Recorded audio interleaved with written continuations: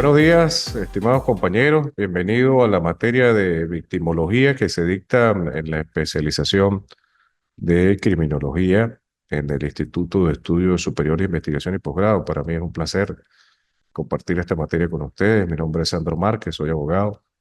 También soy criminólogo, especialista en derechos humanos. Y bueno, pues vamos a dar inicio a la clase de hoy. Vamos a esperar unos 2 o 3 minutos que los compañeros que están de manera remota, de forma virtual, puedan conectarse a la clase de hoy e iniciarla dando las indicaciones del plan de evaluación y los temas que vamos a desarrollar en esta materia que resulta interesante, toda vez que, pues, digamos que va o nos permite, a través de los diferentes autores y teorías que se han escrito sobre esta ciencia, pues permite descubrir, analizar los aspectos técnicos, científicos, jurídicos también sobre el tema de la víctima, la importancia de su estudio, sobre todo en la prevención del delito. A iniciar la clase del día de hoy, la primera clase de esta materia de victimología, que forma parte del programa de la especialización en criminología y criminalística que se da o se imparte en el Instituto de Estudios Superiores de Investigación y Posgrado. Para mí es un inmenso placer compartir con ustedes esta materia. Cuando vean en diferido la actividad y aquellos que están presentes, vamos a desarrollar el programa en 3 módulos. En la plataforma, en la universidad, ustedes van a encontrar allí las indicaciones, primero el material que ustedes van a revisar, que van a consultar los textos, que van a consultar para desarrollar las actividades. Y también en el sistema de la universidad, en la plataforma, van a encontrar descrito allí los 3 módulos que van a corresponder a las actividades que ustedes tienen que desarrollar con la fecha de entrega y la ponderación de cada una de estas actividades. Por favor, también les voy a dar en la plataforma, está allí mi número de teléfono y mi correo electrónico, de manera que si tienen alguna duda puedan comunicarse con mi persona para aclararla. Eh, Asimismo, les invito, por favor, a participar en las actividades que se vayan a programar en esta materia. Ya para entrar sobre el tema de la victimología es un concepto de reciente data, no es un concepto que vayamos a pensar que históricamente viene de orígenes antiguos. Y nace la idea del estudio de la víctima. La victimología es una ciencia, específicamente una ciencia del campo de las ciencias sociales. Por ser una ciencia social, pues evidentemente se sustenta principalmente en postulados y investigaciones y por su naturaleza, pues tiende a tener, o más bien a no tener la exactitud como otras ciencias de otras ramas, por supuesto, que tratan de investigar y de esclarecer ciertos aspectos dentro de la vida, dentro de la cotidianidad, dentro de los aspectos sociales que encontramos en la vida de los seres humanos.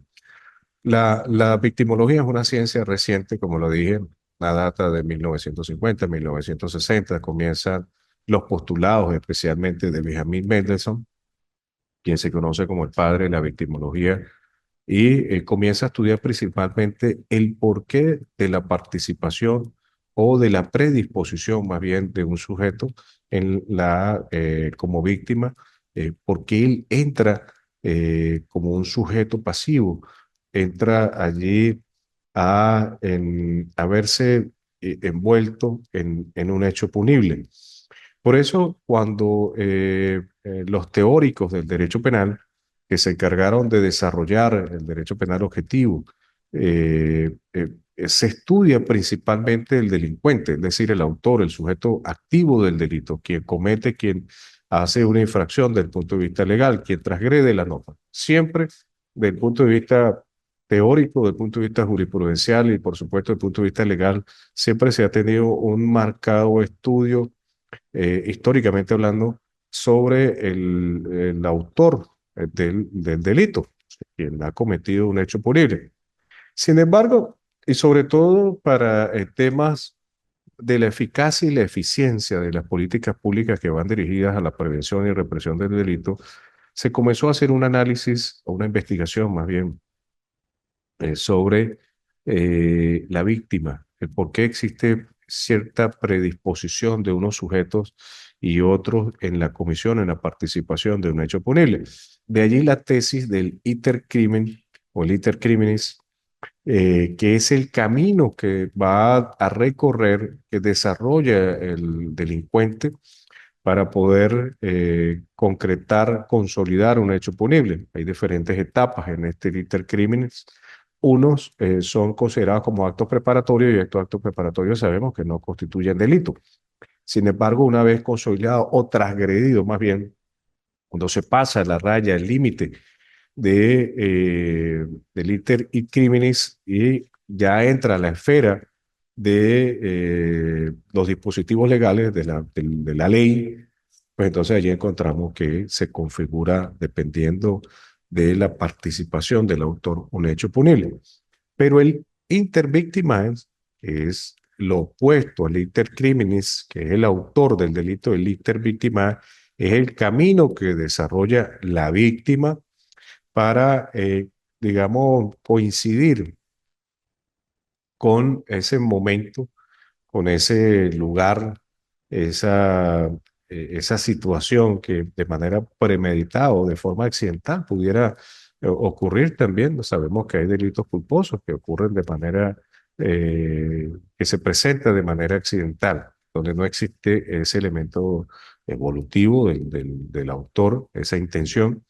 Pero cuando coinciden estos dos, el intercriminis y el intervictimae, pues evidentemente allí nace o se configura, se consolida un hecho punible. Entonces, ya, perdón, hay autores que han comenzado a estudiar, o mejor dicho, le han dado la importancia del estudio de la víctima.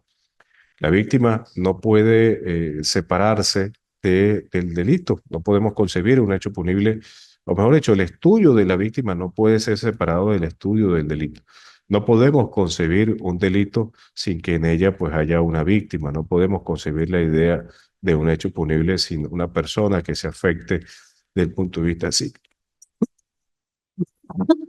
Perdón, no podemos concebir la idea de una persona que no se afecte desde el punto de vista psíquico, desde el punto de vista físico, desde el punto de vista patrimonial. Por eso cuando veamos la clasificación de la víctima, vamos a encontrar allí que pues hay ciertos sujetos que por su comportamiento, lo que se llaman factores endógenos o exógenos, allí pues evidentemente van a tener mucha mayor la predisposición, mucho mayor el porcentaje en verse envuelto en la comisión de un hecho punible, en víctima en la comisión de un hecho punible. Pero la víctima anteriormente se analizaba o se estudiaba para el resarcimiento del daño que se le causaba. Siempre, por supuesto, se ve principalmente desde el punto de vista penal. El resarcimiento de ese daño que se le causa era el principal, digamos, objeto de investigación y de análisis. Y tenía que ver con el resarcimiento de ese daño causado. Ahora, el estudio de la víctima tiene que ver principalmente con la eficacia y eficiencia de las políticas públicas del Estado que van dirigidas especialmente a la prevención del delito. Hay ciertas víctimas, en el caso de las víctimas no participantes o participantes en la clasificación de lo que se conoce como víctimas, vemos cómo sujetos tienen, digamos, eh, una forma de exhibirse dentro de la sociedad portando sus prendas de lujo, portando sus prendas de oro. Y evidentemente, pues eso, pues, digamos, atrae al delincuente, lo identifica y comienza un estudio sobre este sujeto, sobre la víctima, para conseguir aspectos vulnerables de él o momentos vulnerables de él que puedan permitir que se consolide un momento un hurto o un robo sobre las prendas que él carga. Entonces, se convierte en una víctima que exhibe lo que puede ser apetecible o lo que le puede gustar al sujeto, en este caso al transgresor de la norma. Eso es para darle un ejemplo de lo que son las clasificaciones de la víctima. Pero también influye mucho ciertos aspectos sociales, como lo dije al inicio de la clase, y al respecto, pues hay varias teorías que vamos a conversar el día de hoy sobre el tema de las diferentes teorías que buscan estudiar por qué en diferentes aspectos, inclusive geográficos, temas desde el punto de vista biológico del individuo, pues lo predisponen a este sujeto a la comisión de un hecho punible. Hablemos del autor del delito. Entonces encontramos allí la teoría multifactorial, encontramos una teoría funcionalista, encontramos una teoría de la novia, que ya vamos a conversar sobre esa teoría de Emile Durkheim, teoría sistémica, teoría de conflicto de poder, teoría de conflicto cultural y una teoría de la Escuela de Chicago que también resulta interesante conversar en la clase del día de hoy.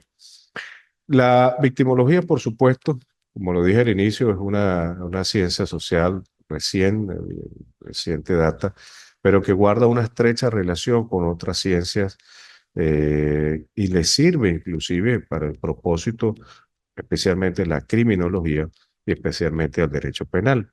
Pero hay otras ramas por las cuales inclusive se apoya el estudio de la victimología, la psicología, la psiquiatría, por ejemplo. Por supuesto, tiene un gran impacto en el estudio de la víctima, conocer por qué diferentes sectores o qué llevó a que esa víctima pues formara parte de ese delito, por qué el autor de ese hecho punible la escogió como sujeto pasivo, como quien sufre el daño, bien sea físico, psíquico o de carácter patrimonial. ¿Qué ocurrió allí? Manera circunstancial o porque por elección, por descarte, por la cercanía, inclusive cuando veamos los aspectos de la familia, inclusive, o aquellas víctimas de consideradas vulnerables, aquellas víctimas, los niños, los ancianos, eh, que pueden ser víctimas de delitos de violencia sexual. Por ejemplo, ¿qué ocurre allí que hace que de alguna u otra manera este sujeto pues la escoja para que pueda o para que sobre ella recaiga ese sufrimiento que el autor del delito pues causa, como lo dije, bien sea físico o psíquico? Hay un ejemplo recientemente en Colombia. Se asesinó a una niña de nombre Sofía. Ha sido una cuestión, por supuesto, mediática por el impacto social que causó una niña de 10 11 años que fue brutalmente asesinada. Y había una característica allí del autor del delito, como, eh, digamos, cómo escogió a esta víctima que había de alguna u otra manera una preferencia, un gusto por el autor del delito en aquellas niñas que tenían este nombre, Sofía. De hecho, por nota de prensa se ha dicho de que este sujeto tenía un tatuaje o tiene un tatuaje en el cuerpo donde tiene allí colocado el nombre de Sofía, mucho antes de este evento. Ya había un antecedente, un registro judicial, un registro histórico judicial sobre unos delitos de violencia sexual, que este sujeto había sido privado de libertad en alguna oportunidad hace unos 5 o 6 años. Entonces, evidentemente, estos aspectos resultan interesantísimos desde el punto de vista de la ciencia, desde el punto de vista del punto de vista criminológico, y allí pues entra otra ciencia, en este caso pues la victimología, que es el tema de estudio de nosotros en esta materia, que estudian el por qué el sujeto, el autor, escoge a esta víctima y qué hace, evidentemente, que la víctima eh, sea escogida, sea la que sufre ese daño físico, ese daño psíquico. A lo mejor si hubiese ocurrido se hubiese presentado en ese negocio donde está este sujeto, de una niña con un nombre distinto al de Sofía, a lo mejor el escenario no se hubiese presentado de la manera como ocurrió. Evidentemente, pues eso pues requiere estudio, requiere una investigación y los psicólogos, los psiquiatras, los criminólogos pues van a, considero que es un tema que es de indagar, de investigar, de analizar y por supuesto preparar conclusiones para que las políticas en la atención de estos sujetos que están privados de libertad, no solamente este que causó la muerte de esta niña de nombre Sofía, sino aquellos privados de libertad puedan recibir un tratamiento. Ojo, y con esto no quiero eh, hacer una especie de indulto a quien cometió este delito, pero sí especialmente a las políticas desde el punto de vista penitenciario. Una de las características principales o de los objetivos primordiales de los centros penitenciarios es la rehabilitación y la reinserción a la sociedad de los sujetos que han purgado una condena, independientemente de la naturaleza del delito que haya cometido. Ya, evidentemente, por el impacto social, pues este tipo de delito produce el mayor repudio que pueda esperar cualquier criminal, rechazo social, y no solamente para quien lo cometió, sino también para su familia. Y ahí vamos a hablar más adelante sobre ese proceso de victimización, ¿no?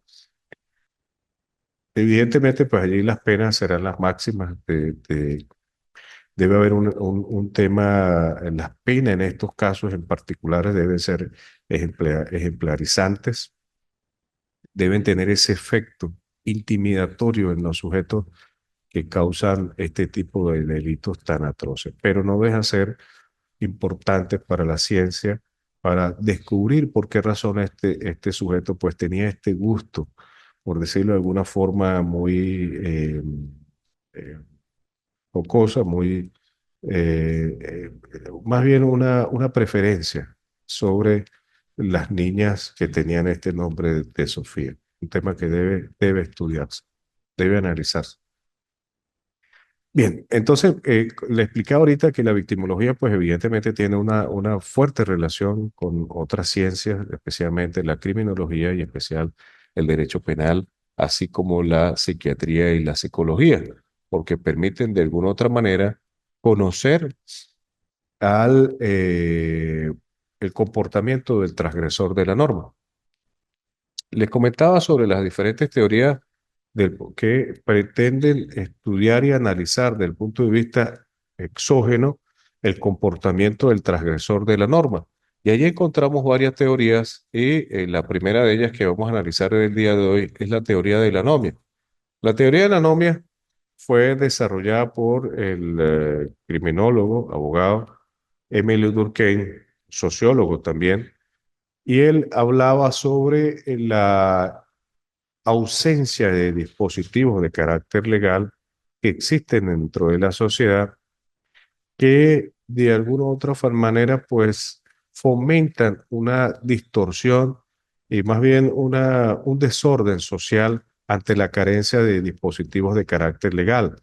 Está claro entonces que aquí evidentemente va a multiplicar de forma exponencial la presencia de víctimas en diferentes sectores, en diferentes factores. Fíjate, un ejemplo que yo siempre coloco sobre este tema de la teoría de la anomia aquí en Venezuela, saben ustedes, muchachos, que existe una, una situación compleja con el tema de combustible y vemos cómo en diferentes zonas se expende, en diferentes zonas de la ciudad, especialmente en la zona fronteriza, en las zonas del Táchira, en Apure, en el estado Zulia y hacia el oriente del país, en el estado de Tamacuro, en Bolívar y en Amazonas, nosotros apreciamos cómo allí se expende el combustible sin la permisología. El expendio de combustible está solamente autorizado en las estaciones de servicio. No hay otro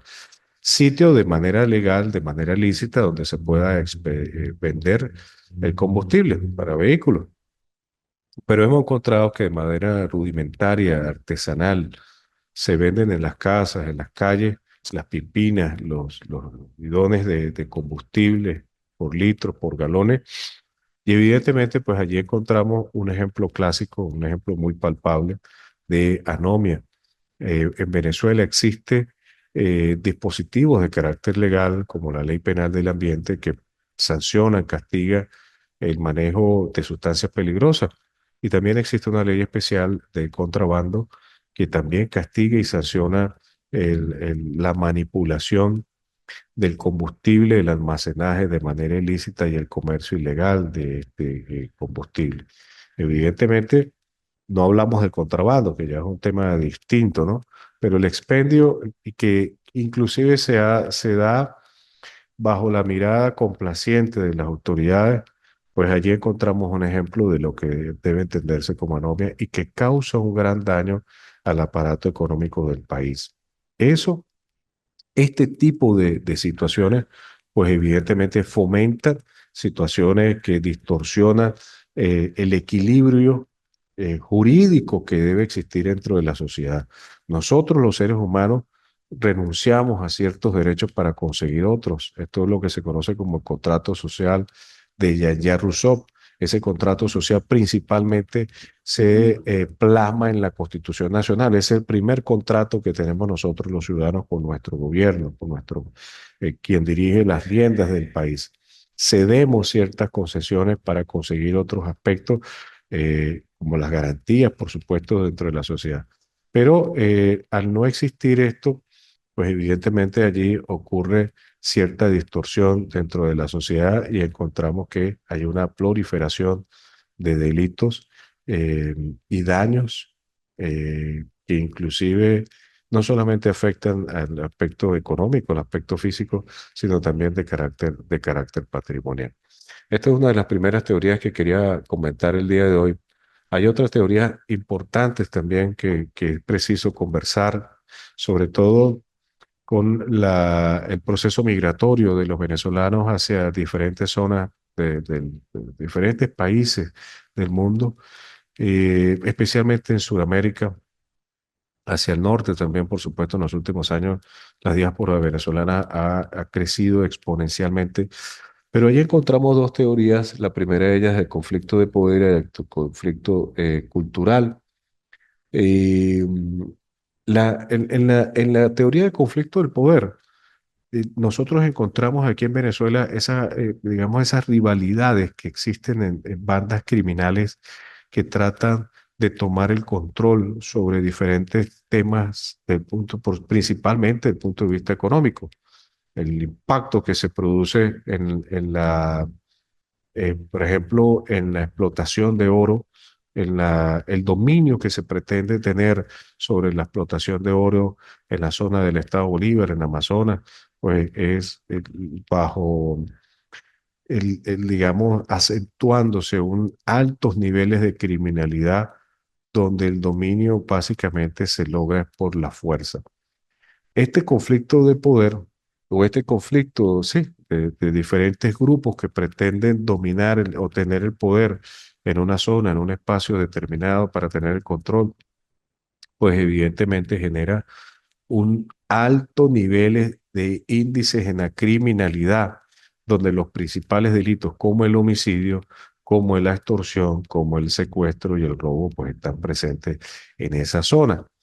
Evidentemente, los diferentes grupos ilegales, irregulares, armados, que se van formando para tener el control, hablemos en los inicios del Tren de Aragua, por ejemplo, una banda criminal que se originó en la zona central, en Venezuela, Valencia, Maracay, y que tuvo sus orígenes principalmente con un tema de sindicatos. Allí se comenzó a cobrar una especie de cuota sí, de vacuna. Más bien, se les exigía a los trabajadores por conseguírseles una oportunidad de trabajo en la construcción de un tren que estaba haciéndose en esta zona central del país, Valencia, Maracay, Caracas. Permiso. Y allí, pues, comenzaron a incursionar en los temas de extorsión ya con la disminución y la falta de inversión para poder concluir con este programa, con esta obra pública, este tren de Aragua o este grupo delincuencial comenzó a trasladarse a otro tipo eh, de acciones delictivas, otro tipo sí, de delitos. Y comenzó a incursionar en el tema de extorsión, de extorsión, perdón, y de homicidio o sicariato, homicidio por encargo. Es una banda criminal altamente organizada, muy bien organizada, diría yo, que tiene ya tentáculos en diferentes países, en Latinoamérica y en Norteamérica, inclusive, en noticias de prensa se habla de tener presencia en Europa. Y estas bandas criminales, pues junto con otras que ya hacían vida o hacen vida en diferentes zonas, por ejemplo, en la zona, el área de la frontera Colombia-Venezuela, lo que es San Antonio del Táchira, Ureña, hacia el lado de La Parada, que es la primera población del territorio colombiano, y luego Cúcuta, pues evidentemente allí durante muchos años, recientemente, en los últimos 8 o 10 años, hemos visto cómo los niveles de criminalidad han ido en aumento y las tasas de homicidio, por supuesto, pues también va creciendo. Entonces allí encontramos que estos factores de conflictos de poder, pues de alguna otra manera causan un gran aumento en los índices de criminalidad. Otra de la teoría que quería conversar es la teoría de conflicto cultural. Tiene que ver también con el tema de la diáspora de venezolanos. Mira, y aquí, y esta nos va a llevar ya a la última teoría que es de la Escuela de Chicago. Esta teoría de conflicto cultural tiene digamos, una connotación desde el punto de vista social por la poca oportunidad que puedan tener los migrantes. No hablemos de la migración venezolana, hablemos de que históricamente existe la migración de los seres humanos. Hablamos de hacia la península ibérica, por ejemplo, la migración de los latinos hacia Estados Unidos y ahorita la migración de de venezolanos hacia Latinoamérica, pues hemos visto cómo existe allí altos niveles o han aumentado los niveles de delitos como el robo, como el hurto, la extorsión, la prostitución, que de alguna otra forma, pues, digamos, transgrede, no, sino pasa la barrera de las posibilidades que tienen las autoridades para tratar de dominar o mantener el control dentro de una sociedad. No es igual que las políticas públicas de una ciudad estén dirigidas a satisfacer las necesidades de un grupo de cientos, 1000 habitantes, por ejemplo, que en 6 meses, en un año, pues esos 200.000 habitantes se multipliquen a 250.000.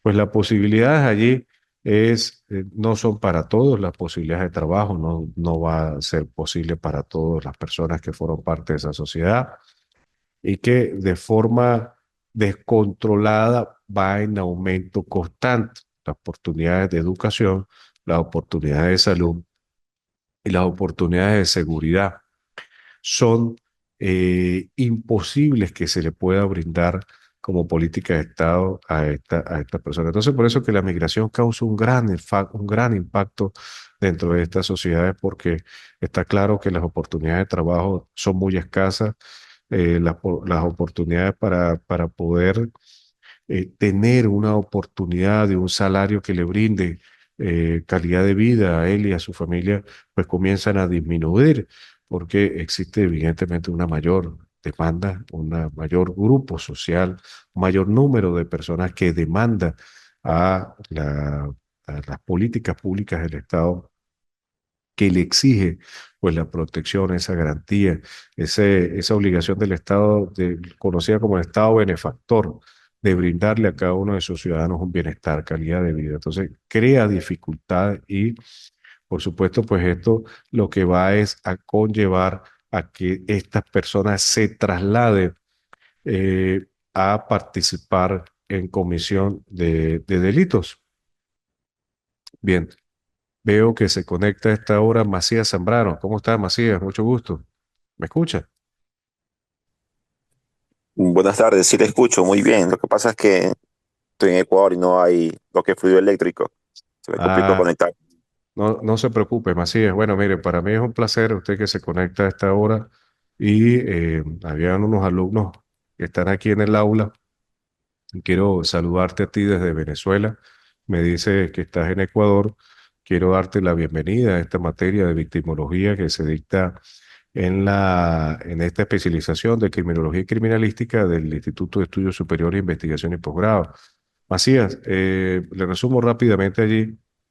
En la plataforma de la universidad usted va a encontrar allí los módulos que debe desarrollar para esta materia. También, bueno, va a encontrar allí la fecha de entrega de esas actividades. Asimismo, pues vamos a tener comunicación vía telefónica para poder desarrollar esas actividades. Mi nombre es Sandro Márquez Macías, mucho gusto, soy abogado, especialista en Mucho criminología y criminalística y también en derechos humanos.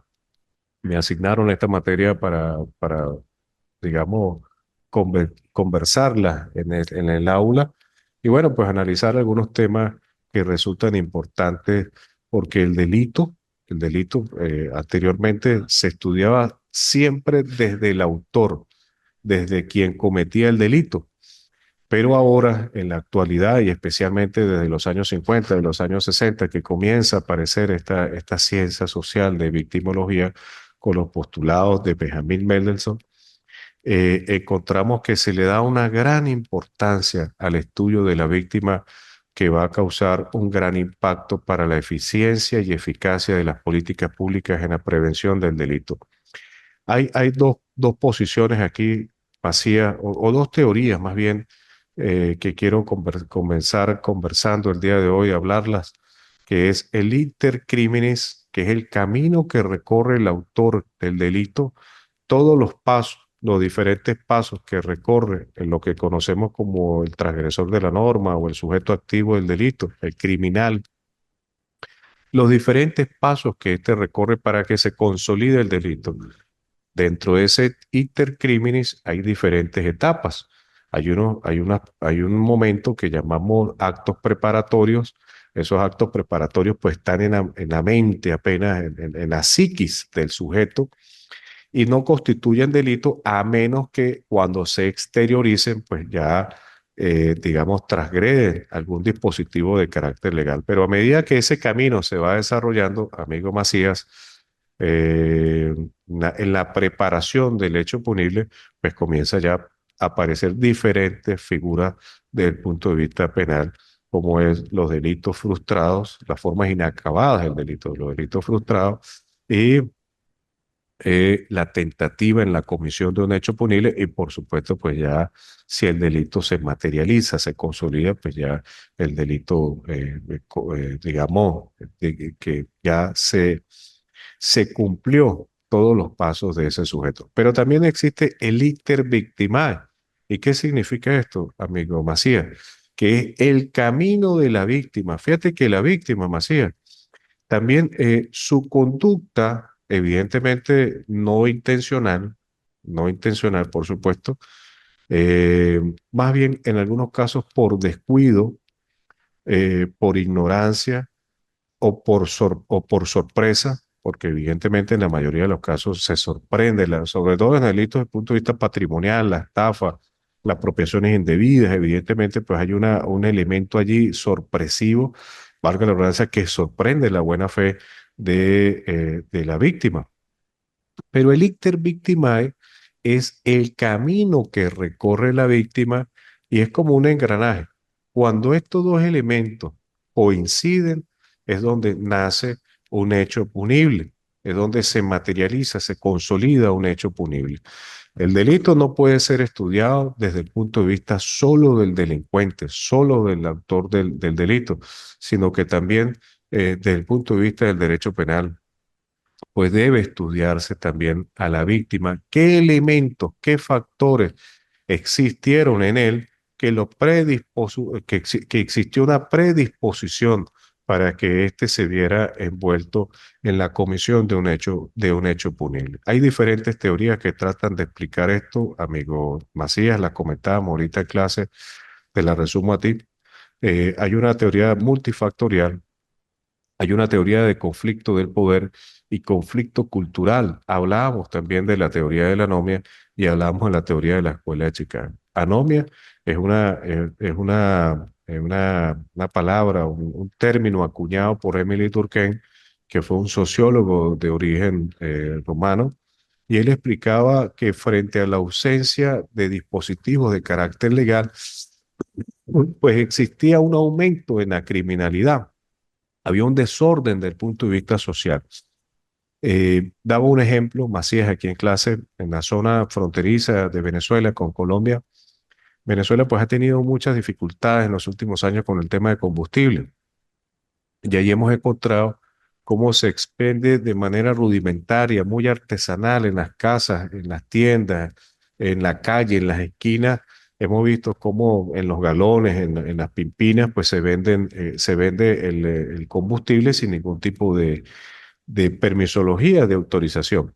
Aun cuando existen en Venezuela dispositivos de carácter legal como la ley penal del ambiente y el delito de contrabando que sanciona desde el punto de vista penal este tipo de acciones. Y allí ocurre frente a la mirada, digamos, complaciente, porque es que no encuentro otra palabra para describirla, de las autoridades. Entonces, eso es un ejemplo de lo que es anomia. Hay unos dispositivos de carácter legal, pero bajo la mirada complaciente de la autoridad ocurren este tipo de situaciones ilícitas, que lo que va a ocurrir o lo que va a producir es fomentar situaciones delictivas.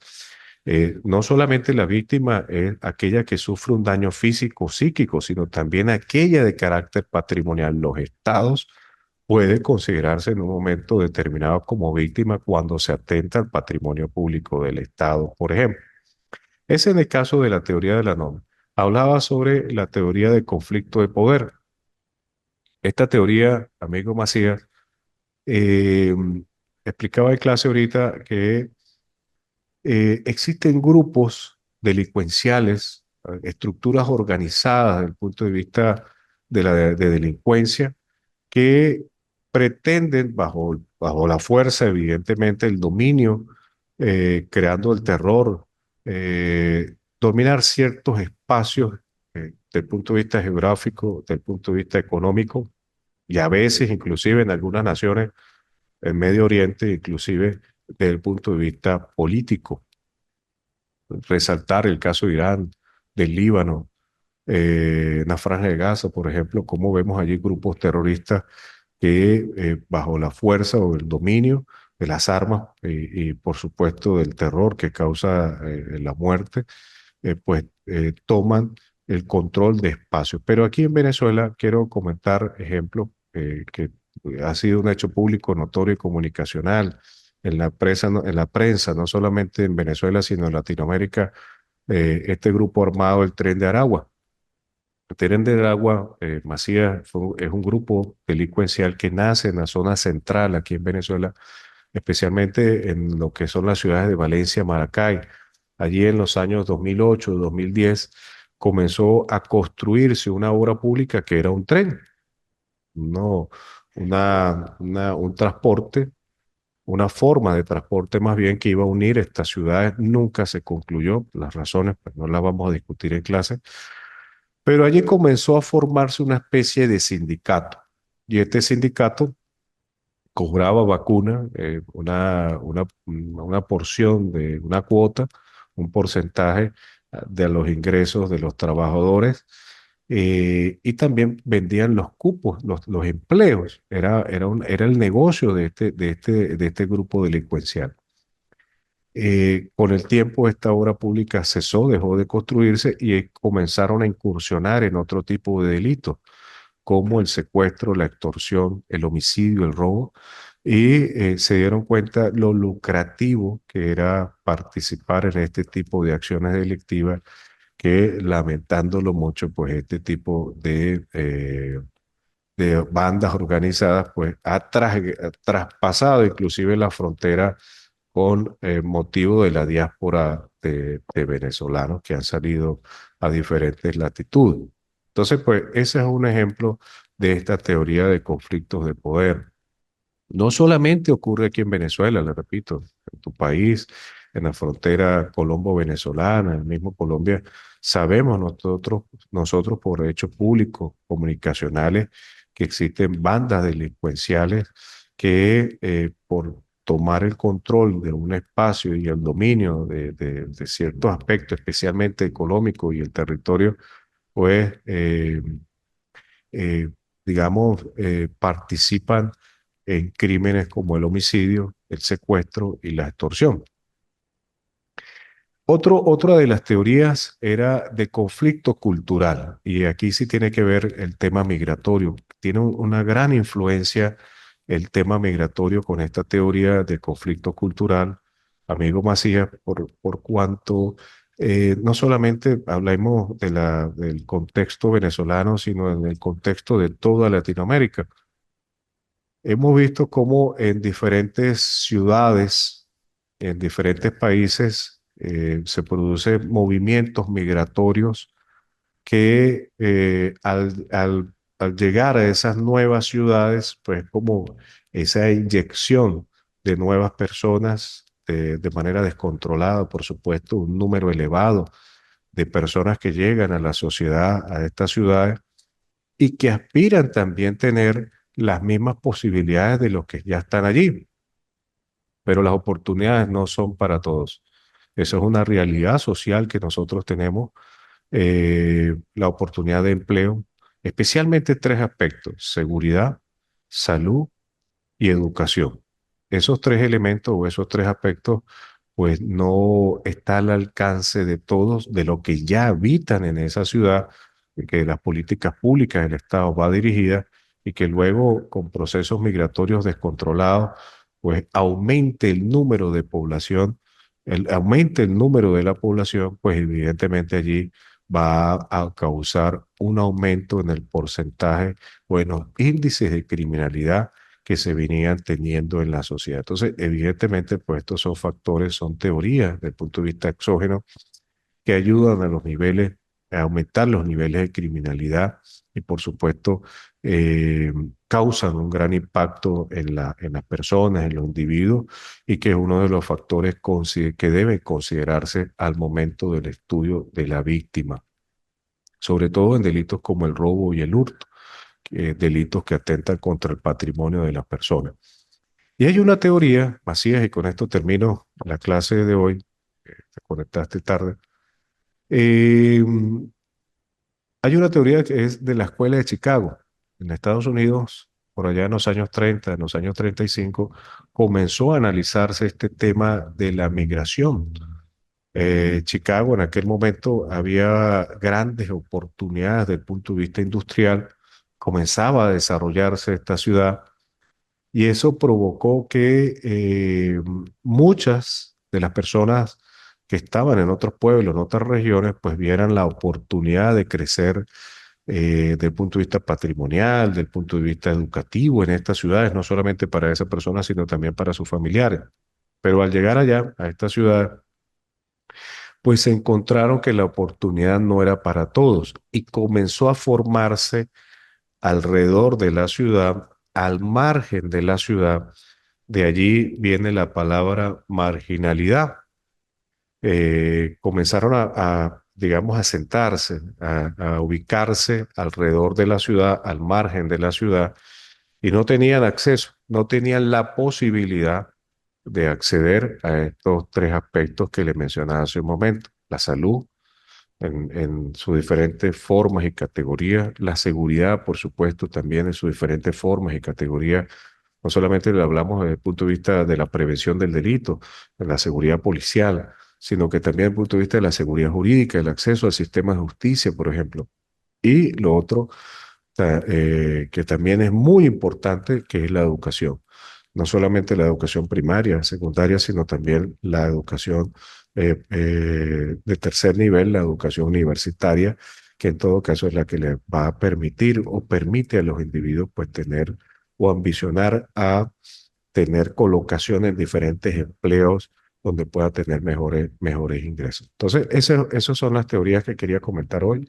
En la próxima clase vamos a revisar otras teorías y vamos a revisar también el proceso de victimización, compañeros y Macías.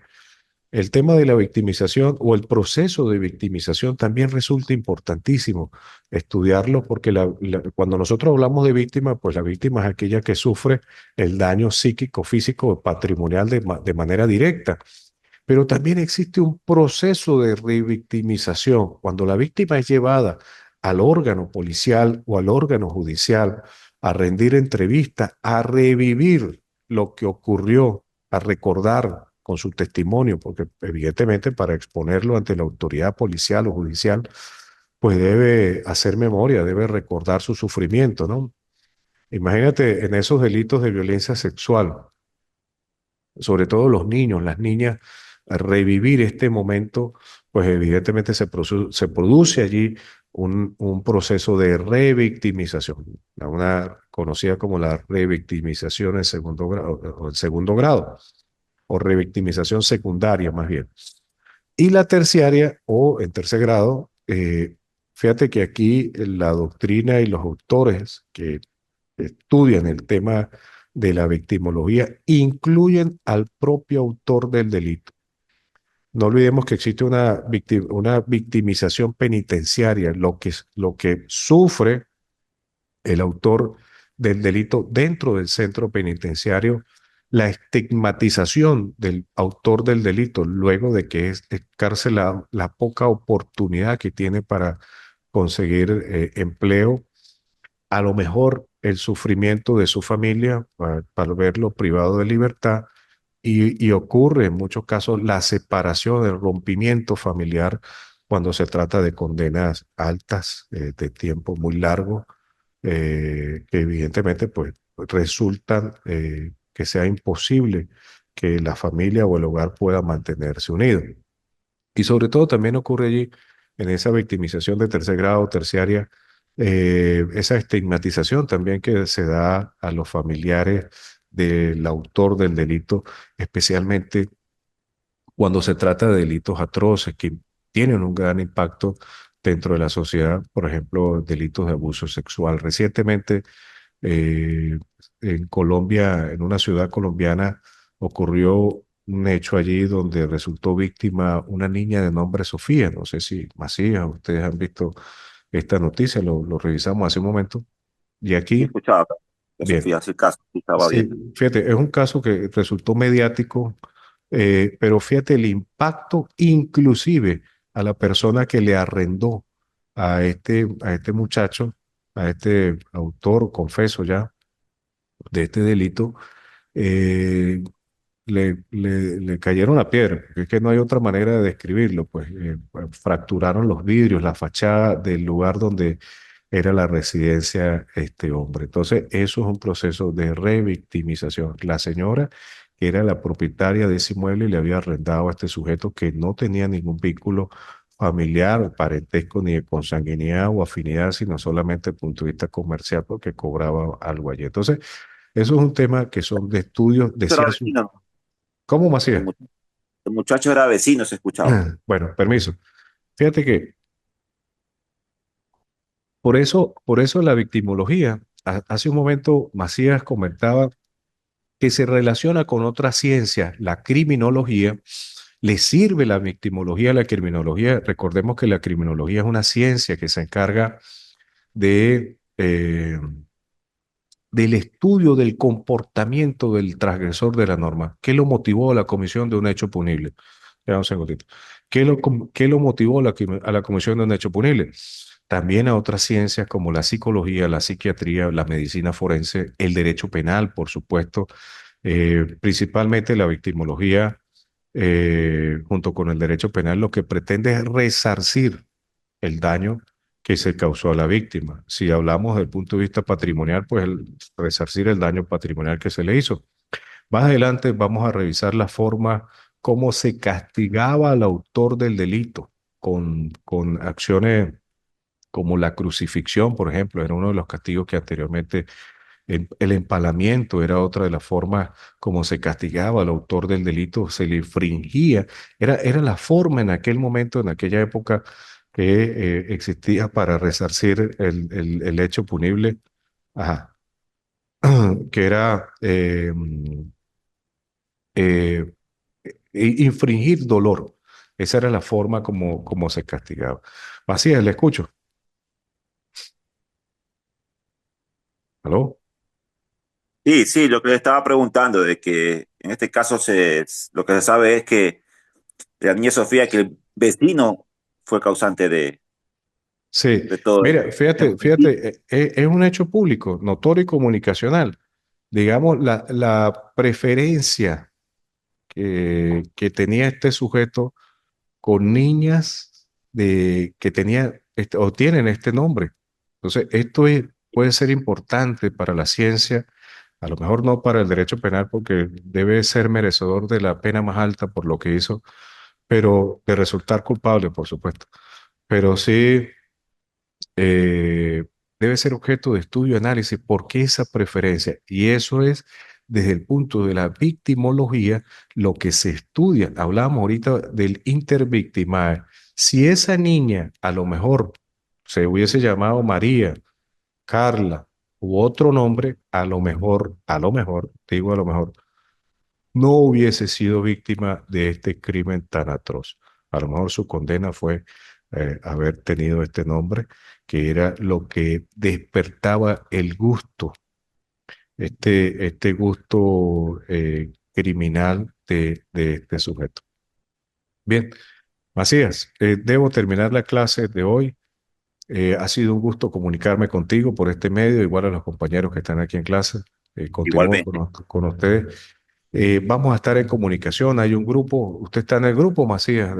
Sí, Bien, vamos a estar sí, sí, pasa, sí, sí, en el grupo. Lo que pasa es que acá en Ecuador se va la luz por 4 horas. Por No ejemplo, se ahorita pre- recién llegué. Entonces, Bien, no entonces tengo fíjate, vamos a procurar que la hora que nos fijen para la materia pueda coincidir con el espacio allá. No sé si es programado los cortes eléctricos allá sí, en la sí. ciudad donde estás. ¿En qué ciudad estás, Macías?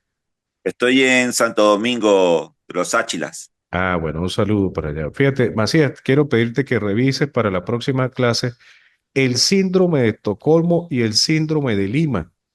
Quiero que por favor lo revisen. Listo. Quiero que ¿Ya? por favor lo revisen para conversarlo en la otra clase, la próxima clase, ¿oye?